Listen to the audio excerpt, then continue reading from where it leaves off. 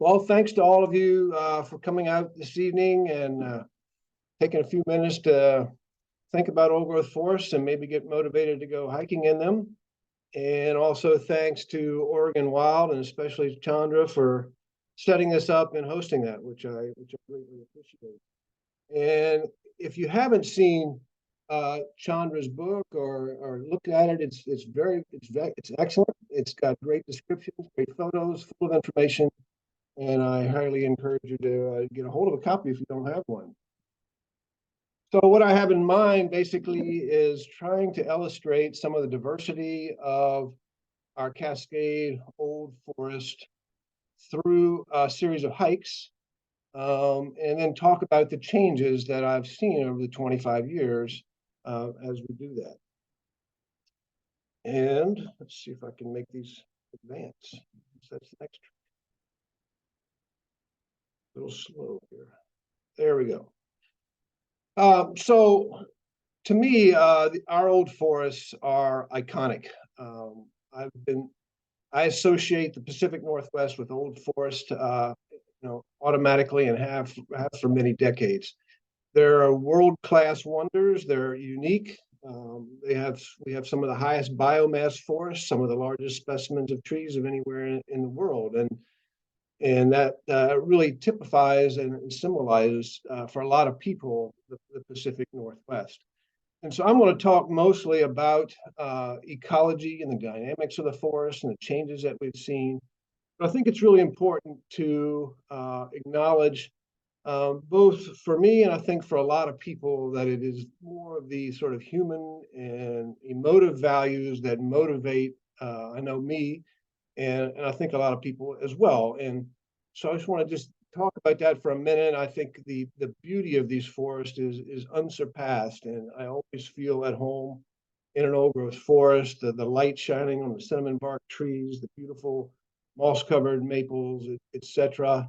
And it's not just the large trees, although the large trees have a special place, but it has a lush understory. In this case, we see an oxalis understory and a sword fern underneath some very large Douglas firs up on Patterson Mountain between Eugene and Oak Ridge. And the right time of year, we'll see our trilliums, our fawn lilies, beautiful understory, rich places to be. And forests are not complete without the streams and rivers in them. And they also are a part of the old forest that we feel special about.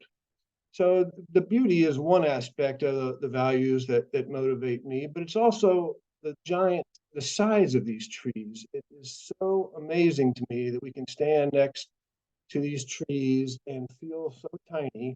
It's really a humbling experience. That's my wife, Diane, beside that red cedar there on the Upper Shale Creek Trail. She's been my accomplice through most of these hikes over the many decades. And the enormous heights to which these trees span, over 300 feet in some cases, uncommon, but it happens. So this is really important.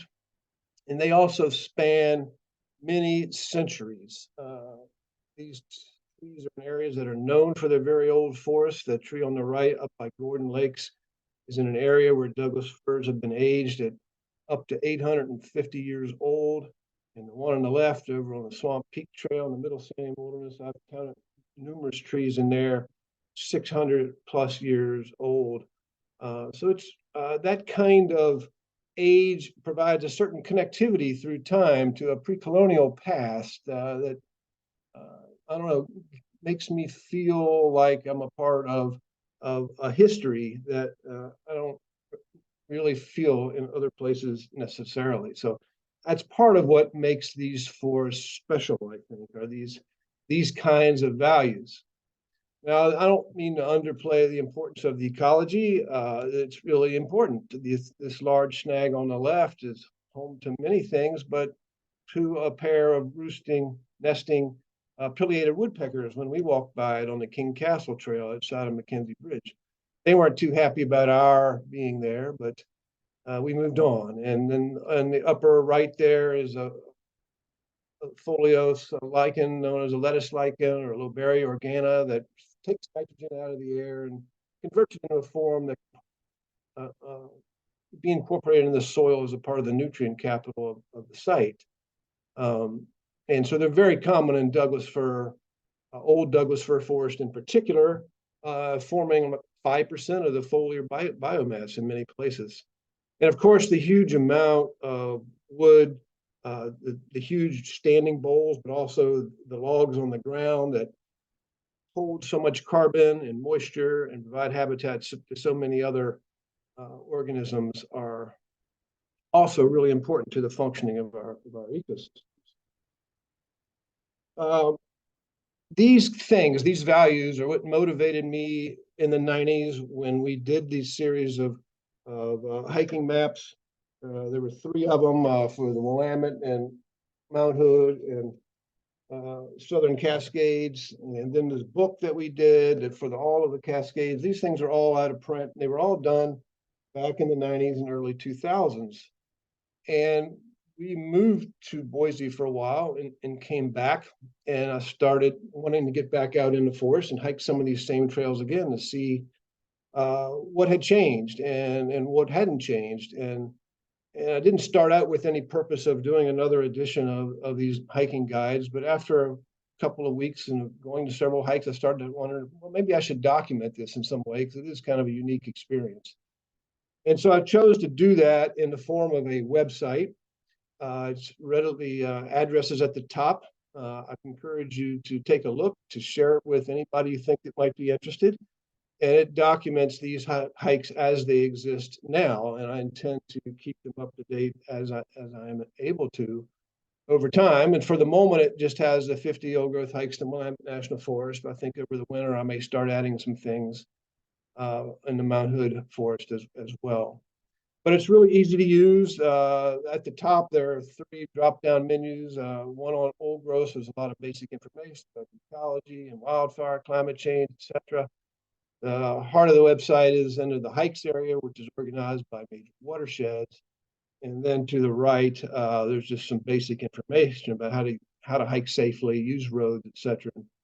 So all you need to do is go to that hike section, pick one of the major watersheds, and that'll take you to a page that looks like this, where you have a locator map that shows where the hike is, and then down below, a photo and a name for each of these hikes. Click on that, and voila, you'll see a hike map and then a trail description, and then a variety of photos. And so that's all there is to it in terms of using it.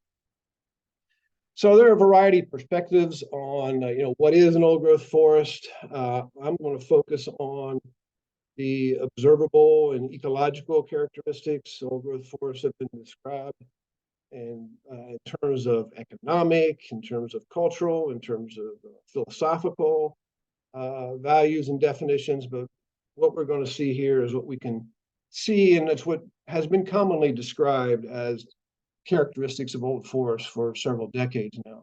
And the first and foremost of those being large trees. All the other characteristics stem from the sort of foundational component of an old growth forest. We must have large old trees in order to have an old forest. And so here we're looking at a couple of large Douglas firs, the one on the left along the Salmon River outside of Mount Hood, and the one on the right up the Shale Ridge Trail northeast of Oak Ridge. And then these large trees have distinctive and massive crowns. The crown on the left, you can just get a sense. So this is the energy. This is the factory. This is the energy source that's powering the ecosystem here. And on the right, that's a super old, as some people call these 600 to 800-year-old trees. Again, in that Gordon Lakes area near what was known as the Millennium Grove at one time. And you can see these enormous fan-shaped branch structures, which look really weird. And they're formed as the tree grows up with its neighbors in the shade. It forms latent buds. Douglas fir does this particularly well. And then at some future point in time, maybe the friends of this tree were killed probably from a fire, and now it's open up to sunlight, which stimulates those buds to open up, and you get these really bizarre looking fan-shaped branches, which is distinctive and formed its own little community there. On top of the fan, there's soil and mosses and things will actually attract other organisms up there. So pretty cool. Large trees eventually die for one reason or another. It could be insects, could be some kind of root disease, could be wind throw, or some combination of all these things, forming another distinctive component of these old forests that also provides habitat to a wide variety of organisms. These snags eventually decompose, often in colorful and interesting ways, and then they fall to the ground and form a third component of these old forests, large logs. Sometimes living trees fall directly without dying onto the ground, but in any case, in an old growth forest, you're going to find areas of large trees, typically large logs. It tends to be quite variable in its distribution. You'll see a bunch in one place and not much in other places. And then the canopy structure itself, as these large trees age, windstorms come along, the trees sort of bump into each other, they knock off branches, tree tops are broken out, some will die, and that allows light to get into the understory, and trees that are able to tolerate shade and hang around the understory respond to that increased light, and eventually you get this sort of what people call a multi-layered or continuous canopy. And so these are photos of western hemlock, which is a shade-tolerant tree that's starting to grow up into the forest. And so this is still another characteristic of an old forest. That's what I'm talking about when I'm talking about old forest. It's not nearly as simple as that, as you might imagine. There are lots of other things that happen to a forest, but it's a good starting point. And for starting points in talking about hikes, I chose this trail, the Lookout Creek Old Growth Trail, for several reasons to start talking about and illustrating hikes. For one, it's located on the H.G. Andrews Experimental Forest, which is where old forests were first described. A group of scientists working up here back in the 70s and even the late 60s started trying to classify, talk about, describe what are the unique attributes and functions of old forest. And this was originally published in 1981. This is the first publication really describing in any comprehensive way what some of the ecological characteristics of old forests were. And plots along this trail were part of the database used to describe that. So that's one reason I chose to describe it. It's also an outstanding, or was an outstanding example of the low elevation old growth forest. And it is one of the few trails constructed specifically for the purpose of escorting people through older forests to see those characteristics. There are lots of small interpretive trails, a half mile, 3/4 mile, but this is a 3.5 mile real trail, heads uphill through a variety of different old forest types. And so, as I said, it's a great exemplar of that low elevation Douglas fir Western hemlock forest. So you see a beautiful Douglas fir on the left that dominates the canopy. It doesn't really tolerate shade very well, so you won't see many branches down low. Whereas in a Western hemlock, you do see branches down low because it can tolerate shade. And that's, this is a great example of that kind of forest. It also is a great example of some beautiful Western red cedar groves, these more shreddy barked, fluted based trees. Some very large 5, 6, 7 feet diameter cedars are concentrated in a couple places along this trail. I was a little bit conflicted about presenting this trail in this way, because this is the first major change that I want to talk about. Is the Lookout Creek Trail is right below where this fire started, and you can see the smoke basically drifting over the trail itself on the base of Lookout Mountain. This photo is courtesy of Rob Much, taking from the Carpenter Mountain Lookout. He is also a photographer, and thanks to Rob for letting me use the slide. But you can see that the fire basically kind of moved downhill, backing downhill from where it started near the top of that ridge, which is mostly obscured by the smoke, I realize. But one afternoon, there was a bit of an east wind, and I think this was the most severe fire activity probably occurred this afternoon of this photo. And you can see the central core of the smoke plume there is sucking in the smoke from all around it and starting to even spin a little bit. So it was, I think, a fairly intense level of activity there. We don't really know what the effects on the trail are or the forest because it's closed and not safe to go up there. And so a lot of us are eager to see what this looks like. One thing we know for sure, it will be one of the most studied fires in the history of the Northwest because this experimental forest is filled with all kinds of installations, sensors, plots, long-term data, and there are large teams of scientists that are just chomping at the bit to get in here and see what's going on. But one thing is for sure, that forest is changed and changed fairly dramatically. So that's the most common change, the most dramatic change that I've seen in 25 years is the occurrence of fire, the increased occurrence of fire, especially in the last 7 years.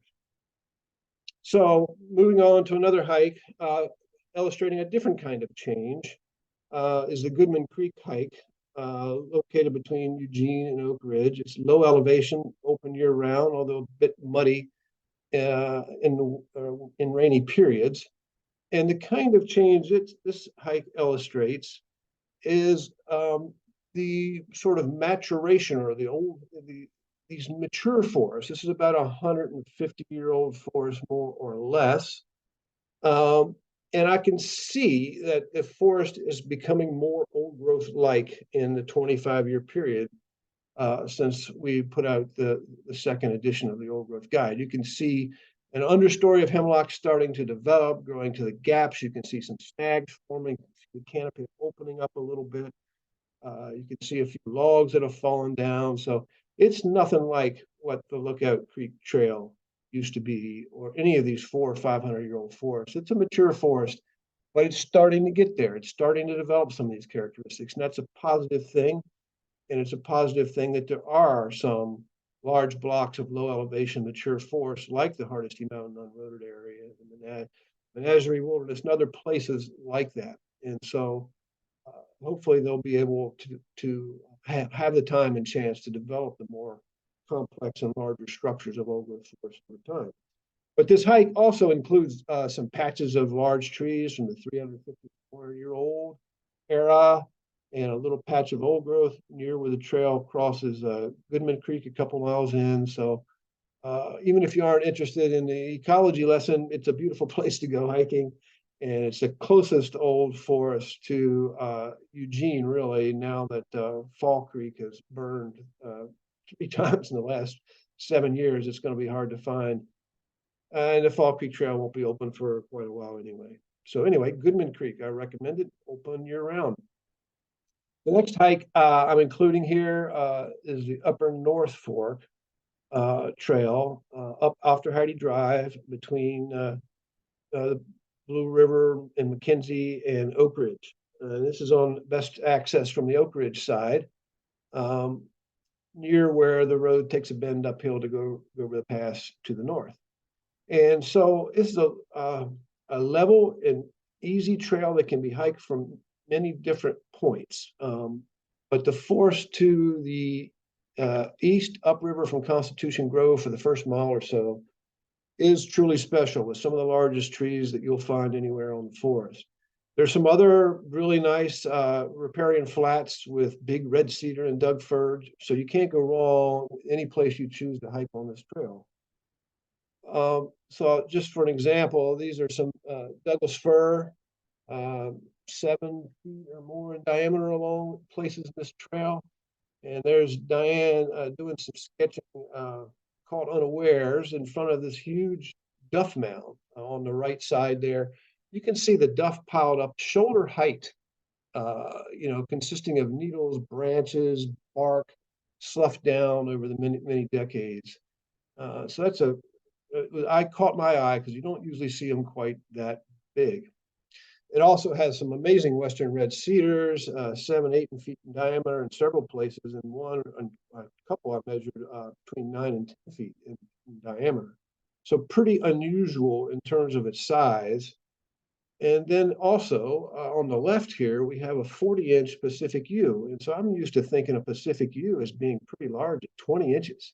So coming across this tree, and there's a couple of them actually of that size, it's not quite record size. I believe the record Pacific yew in Oregon is 50 or 51 inches.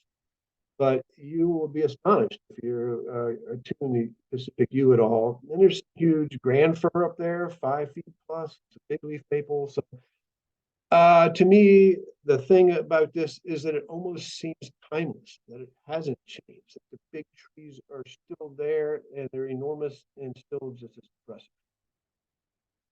So moving up both on the map and in elevation, this hike exemplifies sort of the higher elevation analog to the Doug fir Western Hemlock, with noble fir taking the role of the Douglas fir and Pacific silver fir taking the role of Western Hemlock. And it's on the northwest flank of Mount Hood, which you can see from numerous places. And it goes along the ridge that forms the east boundary of the Bull Run watershed. And so there's a little bit of Doug fir and hemlock in the beginning in a few places. And then you can see some nice patches of noble fir, one of my favorite tree species. The blue-hued crowns are just so distinctive. And you get these long taper-free trunks that just seem to stretch forever. And the photo on the right shows a solitary noble fir in the front, with standing over the more shade-tolerant Pacific silver fir in the understory there. But the silver fir also has its own place here. It gets 3 and 4 feet plus in diameter, which is pretty good for Oregon. The Pacific fir really comes into its own further north in Washington, but it's still a beautiful stand of silver fir. And you can see why it's called silver fir from the photo on the right. It has that has a sheen of silver from both the foliage and from the bark itself. The change here is little patches of blowdown, and so that's not at all uncommon.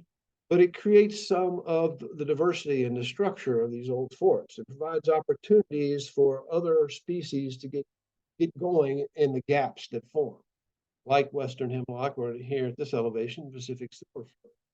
So one of the interesting things about this hike is it's located on this ridge. It's pretty exposed to east winds coming down the Columbia Gorge. And in these saddles along the ridge where the winds seem to funnel, the forest becomes noticeably smaller and younger. And it seems like blowdown is a process that keeps these forests young in these areas along this ridge. And so that's a change that I saw along the trail here. There's a similar process that sometimes occurs from snowdown. And I was going to include the Fall Creek hike to illustrate. There was an event here in 2019 that the locals call Snowmageddon, February 2019, that took down a lot of trees and broke tops out of trees, opened up the canopy, provided opportunity for the understory to flourish, and really changed the character of the stand. But that is a closed area and probably not going to be resembling old growth when we get back in there and see what the aftermath of the current bedrock fire is. Another high elevation hike that's quite interesting is Echo Basin. We use purple to show the higher elevation old growth forest types. And when there's something especially cool, I'll put a tree symbol in there. And Echo Basin is especially cool. And you can kind of see the glacial shape of the topography here on this west to east draining with this steep south sidewalls on the south end of the basin, which kind of lead to a snowpack that lasts in a cool, wet location. And in that cool, wet location are these enormous Alaska yellow cedar. At one time, these were recorded as the largest in Oregon, and then some others were found that were significantly larger, but then they apparently burned in the Beachy Creek fire. And so I'm not sure what the status of that is now. But regardless, they're huge and they're very impressive. And they're pretty unique. Alaska yellow cedar is often more in a shrubby, stunted tree form in a lot of places in Oregon. And to get these tree form to a massive size is pretty special. And placed in a very diverse little hike. It's only about a 2.5 mile walk.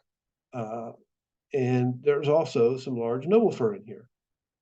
That's the trunk on the left. And then this solitary sentinel standing over a wet meadow at the head of the hike, seeming to keep track of what's going on here in the basin. So mind your P's and Q's if you're up there. It's looking.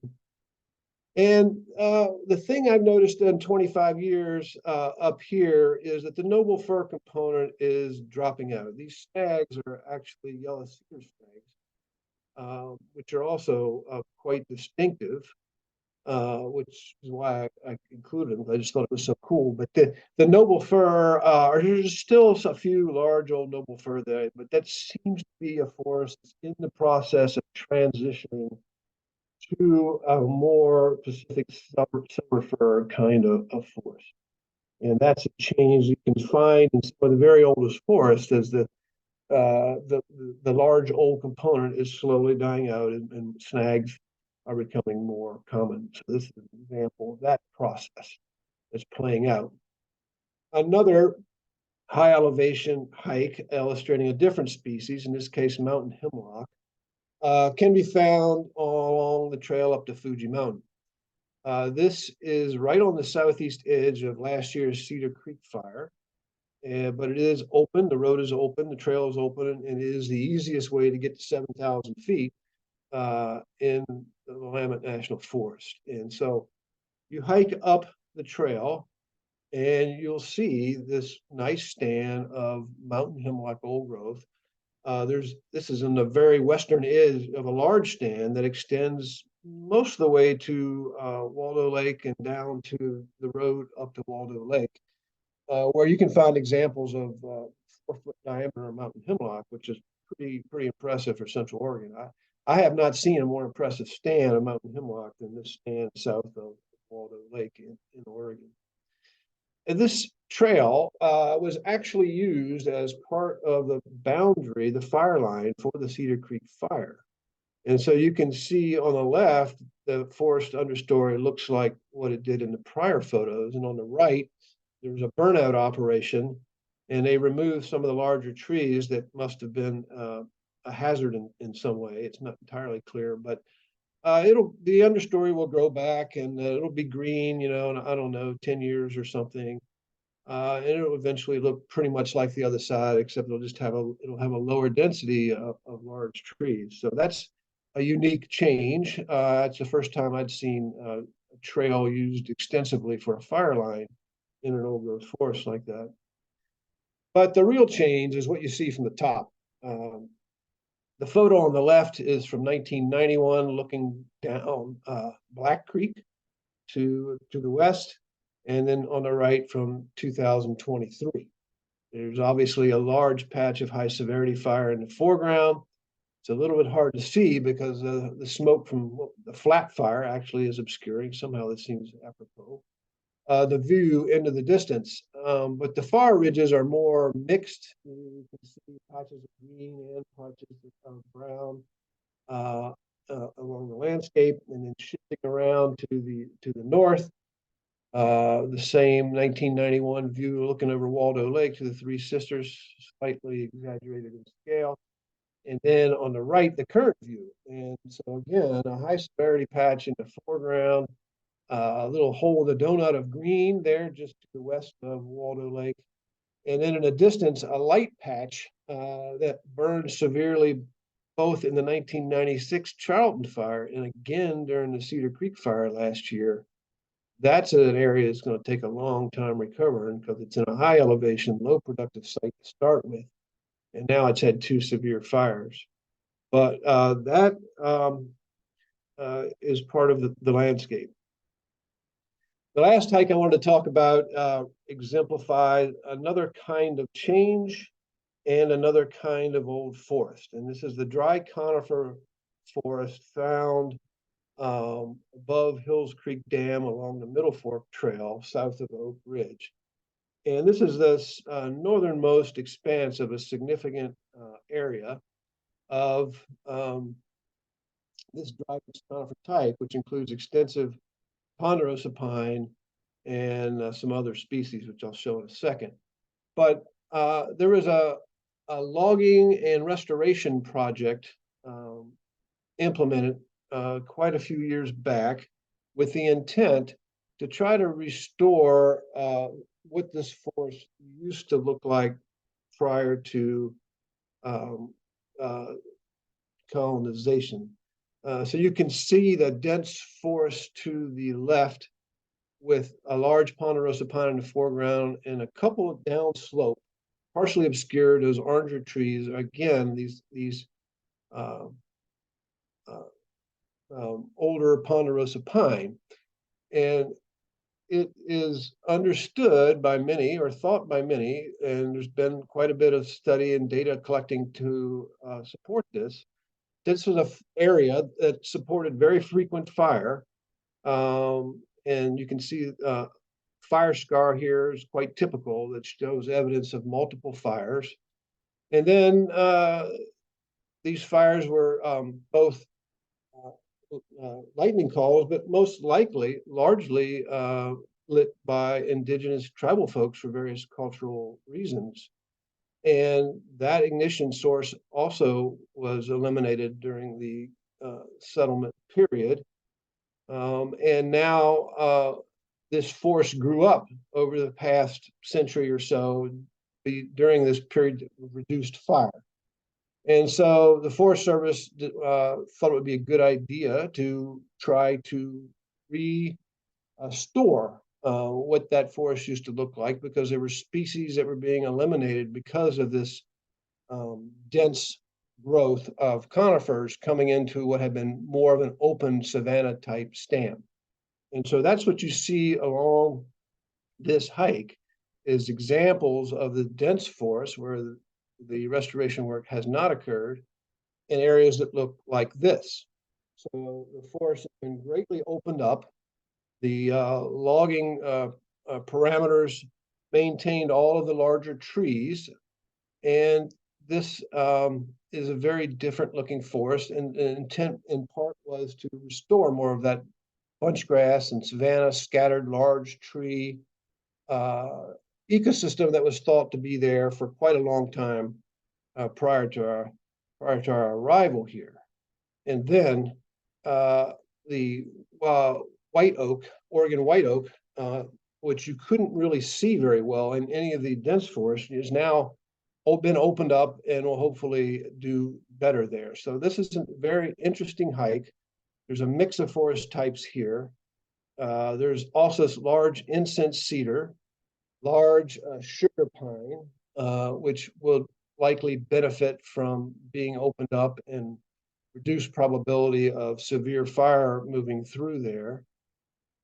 This early stage, if this is going to work in any continued way, it's going to require continued burning to keep the understory down. It's going to take a lot of work. It's very hard to fight against what nature wants to do, but that's what they're trying to do here. And I think it's well worth a visit to see for yourself. So that gets us to the end of the hikes here. And I wanted to come back to Wildfire, because that is far, in a way, the biggest change, or at least the most dramatic change over 25 years. I mean, the forest is aging everywhere, so that's pretty pervasive and very important. But of those 50 hikes, in 1998, 16 of them have been affected by fire in some kind of fairly significant way, mostly in the last 7 years.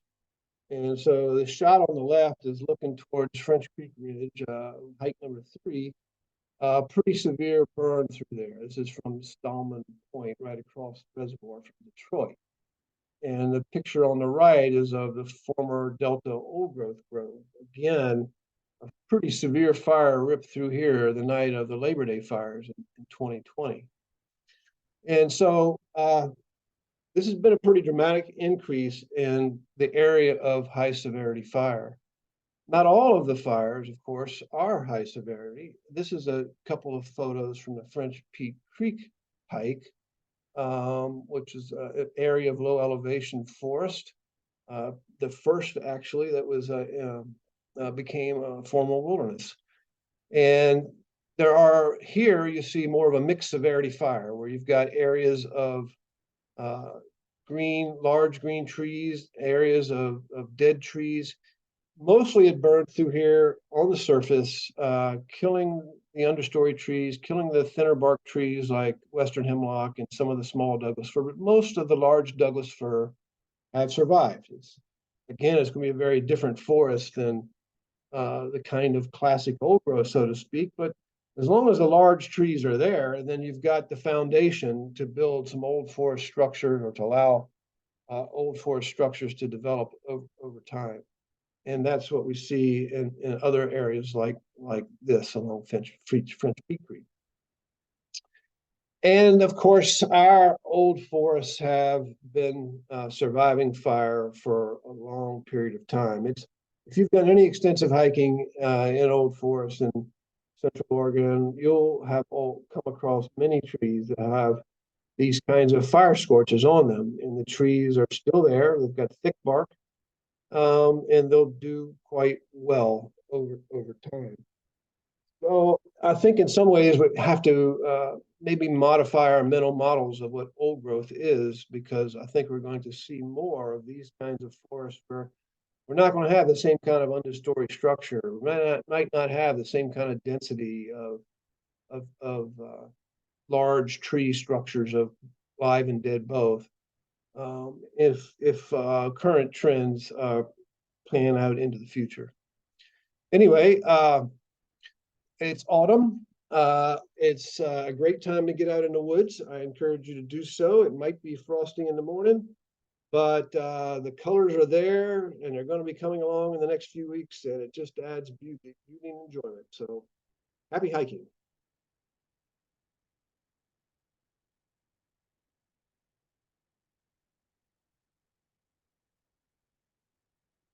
Awesome. Thank you, John. Cool. And I will apologize in advance. My internet is being very funky. So if I cut out, I apologize, and I will come right back. Oh, thanks for the color pictures. It's gorgeous. So I'm just going to take a couple of minutes here to go over some of Oregon Wild's work around old growth before we start the Q&A. So as a reminder, if you have questions, and there's already some good ones, please use the little Q&A bubble symbol, and we'll get to those in just a couple of minutes. And John, I'm gonna stop your sharing and go back to mine. Although I do love that picture. All right, so first of all, if anyone out there is unfamiliar with Oregon Wild, real quick, we are a nonprofit organization that was founded in 1974 with offices and staff around the state. And our mission is to protect and restore Oregon's wildlands, wildlife, and waters, which means that we've been advocating for protecting wilderness and roadless areas, wild and scenic rivers, and our last remaining old growth forests. So we have, as John showed you in both his pictures, some of the most beautiful and important forests for all sorts of reasons: biodiversity, the climate, clean water, etc. here in Oregon, from the giant Douglas firs in the Coast Range to the ponderosa pines east of the Cascades. And these forests are still standing in many places because groups like Oregon Wild have worked for decades to protect the last of these forests on public lands specifically, and to ensure that there are strong protections for the rivers and streams that flow through them. So mostly we have been working on Oregon's federal public lands for these 50 years, which cover about half the state. And John was talking primarily about the Willamette National Forest, which is kind of, stretches from Salem-ish to Cottage Grove there in the Cascades. And that's really where most of the old growth forests are left. By the time laws like the Wilderness Act and policies like the Northwest Forest Plan were put in place, there really wasn't that much left of the vast unlogged forest ecosystems that once covered the state. There was a lot of logging and road building that happened across the region in the 1950s through the 80s. And you can see an illustration of that here. This is an aerial image of the Willamette National Forest. This shows the Mackenzie River and the edge of the Three Sisters Wilderness. And all the white spots are clear. This was back in the 80s. And then on the map, it shows intact forest areas, which we define as being 1,000 acres or larger, where a forest ecosystem can really function at a large scale like it's supposed to. And it's really not a lot of the remaining of the national forests. A lot of it's in wilderness, which is high elevation in the Cascades, but a lot has already been very fragmented. And fragments are, not as great for wildlife. For example, here's a cute little wildlife that depends on intact forests. This is red tree voles that spotted owls eat. And there's recent studies that have shown how important that these forests, especially intact ones, are for biodiversity, for wildlife habitat connections, and of course for our climate. So some of the threats that these forests faced when John was first hiking the trails and folks like Oregon Wild's Wendell Wood were, which is how I got started on my book.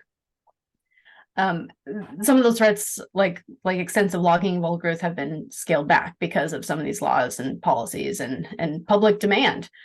But there's still threats from logging under many names and politics here in Oregon, which is why that we're still working for durable solutions to protecting these forests at a national level. That includes the Climate Forest Campaign that, if anybody tuned in to one of our last webcasts, Victoria explained sort of where we are on that, and I'll bring it back up in a minute.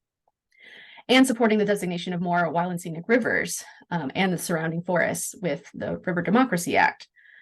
Here's just a quick map of the proposal that Senator Ron Wyden introduced in 2021 with a lot of wild and scenic river additions across the state, and a couple of beautiful rivers that are included in that proposal, the Middle Santiam and the Upper Middle Fork Willamette, that have amazing old growth forests surrounding them. So one of the reasons why that bill will be important to pass.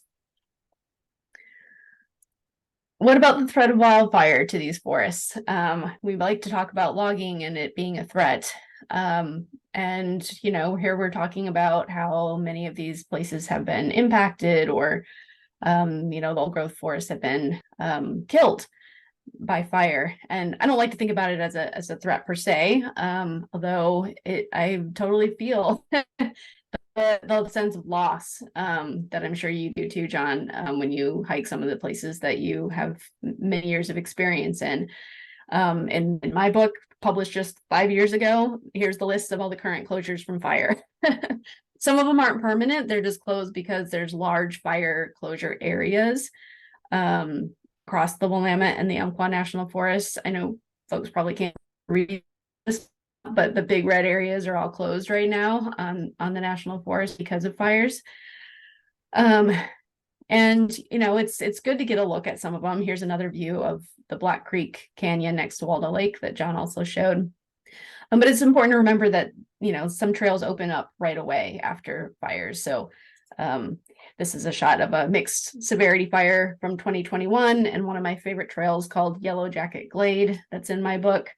I don't even think it actually closed other than for the winter. So still hikeable, still fun to explore. I think the important thing to remember about burn forests, and I'm not going to belabor this because John, you covered it really well, is that when they're allowed to recover naturally, they're still forests. Some or most of the old growth trees and structures may be gone in the moment, but they will be back. And every old growth forest that we know today has burned.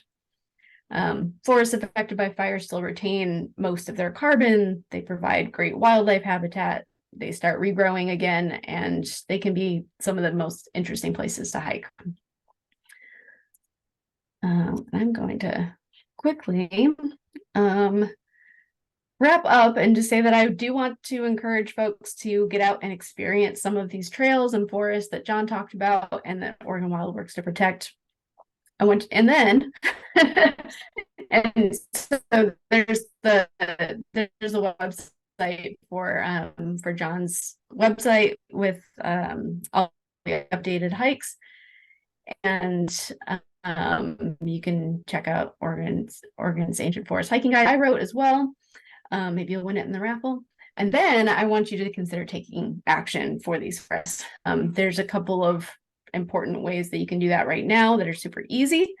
One of those is just to follow our work on the Climate Forest Campaign, and the next steps there to protect old forests published on our website, including a just posted petition to let decision makers know what you value about the forests of the Blue Mountains as they consider changes to the management plans east of the Cascades. And that will be the topic of our next website on October 4th as well. So you can check out that and take action through Oregon Wild, and I really hope you do to protect these forests. Thank you so much. Okay, I am going to get to the questions, and we might go a few minutes over because there's a lot of good ones. I'm going to start a little back a little ways, and somebody asked about what the soils are like that support these huge trees growing so close together. And John, I don't know if you have enough of a soil scientist in you, but I thought that was an interesting one. Well, I certainly don't claim any credentials as a soil scientist, but I do know that the forest soils have an amazing amount of carbon in them. And soil organic matter is very rich and very deep. Because they have such a long history of accumulating carbon that breaks down, that you actually find in many cases more carbon in the soil than on the surface. So, and that powers a tremendous food web, a highly connected food web. So it's really, really unusual, I think, compared to other places in the world and compared to other kinds of forests to have that kind of store of carbon and richness in the soil here.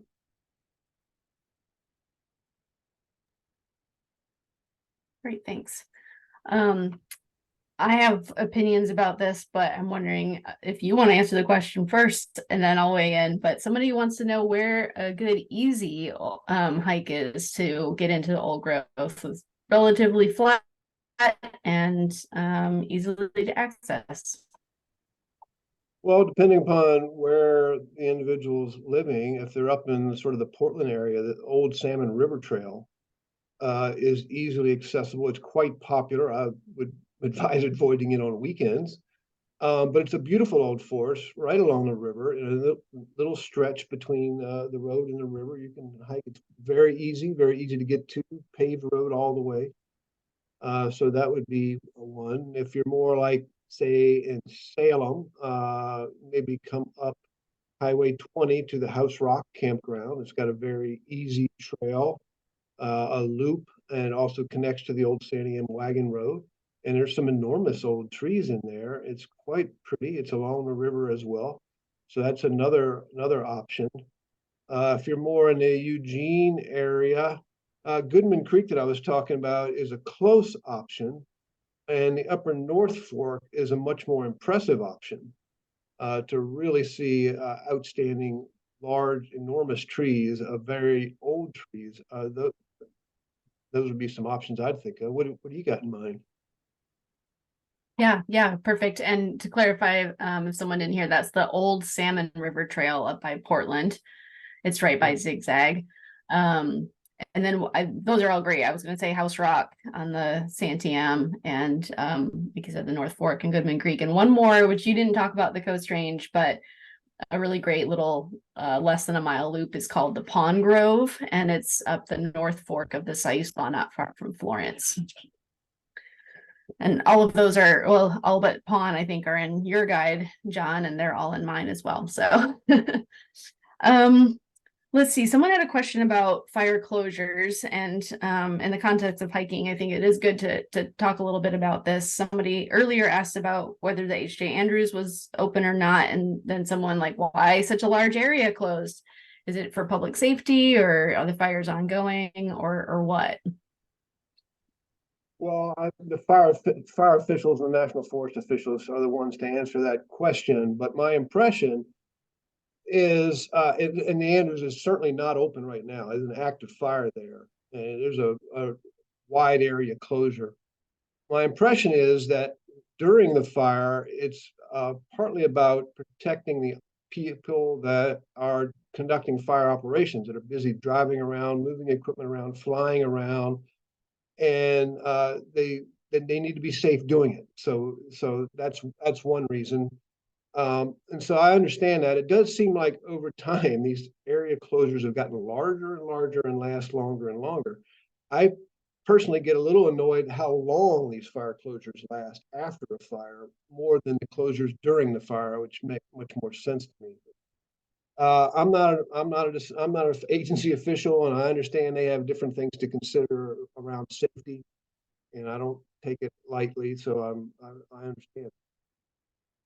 Yeah, thanks for that. That's my understanding too, is, there's usually different reasons, but a lot of it is just so that they can do the firefight that need or want to do. And yeah, some trails specifically do stay closed for a long time because of safety and a lot of trees, or just, I mean, honestly, the Forest Service and BLM don't have the funding and the staff that they need to really address, trails that have a lot of down trees and dead trees. They rely on a lot of volunteers, and so it can be a slow process. There's a question about how climate change is affecting Oregon's old growth forests. And in the context of your observations, John, I wonder if you can answer that. Well, I think they're having a significant change, and I think climate change is affecting forests and ecosystems throughout the West and throughout the world. I think in some ways it's arriving here a little later than it's arrived many places throughout the West, particularly to the South in California. I try to read, 8 or 10 papers a month, basically, what's going on in fire science related to climate, and particularly old forests, and particularly in the Pacific states. And every month, there's more and more papers focused on climate change and climate change effects of all kinds of things: fire spread, around fire behavior, around fire effects. What are some future changes? But when I was thinking about that, I remembered that there was a paper written in 1992 by a group of Andrews-based forest scientists predicting, or at least examining, the potential effects from climate change in the Northwest and on forests. And they talked about potential direct effects, like moving ecotones, like where Douglas fir and hemlock might give way to silver fir and mountain hemlock, and predicted that might move up in elevation, or at the lower end, the ecotone between Douglas fir and hemlock and ponderosa pine and dry mixed conifer might move up in elevation. And I don't think we're seeing that here. Other places in the West are seeing that. I've seen studies that are examining places where forests are not coming back after fire, and modeling studies look into the future that are predicting that area will expand. And these are focused more on California and the Southwest. There are papers that are looking at Douglas fir dieback, which is occurred in Oregon and other. So there's a lot of studies of what the direct effects are. But this paper in 1992 said these things are all possible. They may happen. But the main thing that's going to happen is the change in disturbance regimes, primarily fire. And that's what we're seeing. And the amount of fire that's occurred in the last 7 years is pretty astonishing. And so any one of these fires could be natural or historic or normal, or whatever terms you want to think of it in. But the rate of these fires is certainly not unprecedented. There were large areas of fire that were burned in the 16th and 17th centuries. Our fire history studies show that's happened, and we'll hope to get more detail from ongoing work in that. But that occurred in a very different world than the one we live in. When I look at our world, it doesn't look like the 15th, 16th, 17th century world. There's so much has been cut down, and like your map shows, we really only have some fragments left on federal lands, and big parts of the region have been harvested, turned into cities, farms, etc. So the world of today is not nearly as connected and resilient as the 16th and 17th centuries. But I don't think it's comparable in that sense. So yeah, I do think there's a lot of change coming. Fire is both creative and destructive, and these old forests are not going to be easily replaced in a warming climate. Yeah, so fight climate change, protect forests. There's a lot of work to do. I'm going to ask one last question, and it's kind of a fun one that I thought was fun. Someone asked if any of the hikes that you've been doing recently have any distinctive smells or sounds that stand out. It's just one of the fun things about being in an old growth forest. So I wonder if you have any good memories to share. Well, we love going out in the evenings in May and June for the bird community when they come alive. We can't quite drag ourselves out at 6:30 or 7 o'clock in the morning, but we managed to hang around in the evening. And some of the places we've been in the old growth forest have just come alive with bird sounds in spring. And the smells. I love the smell on a warm sunny day in a pine forest when you get that sort of resins of pine coming through. So yeah, that's what I think of.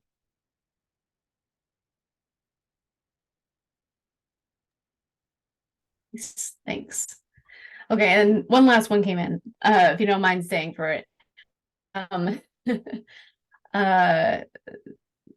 Are there any old growth forest areas in the Willamette or Mount Hood without trails or adequate trails that you think are deserving of new or improved trail access? And let's keep that into the context of old growth trails since we're talking about that. I have no doubt that I could identify numerous opportunities.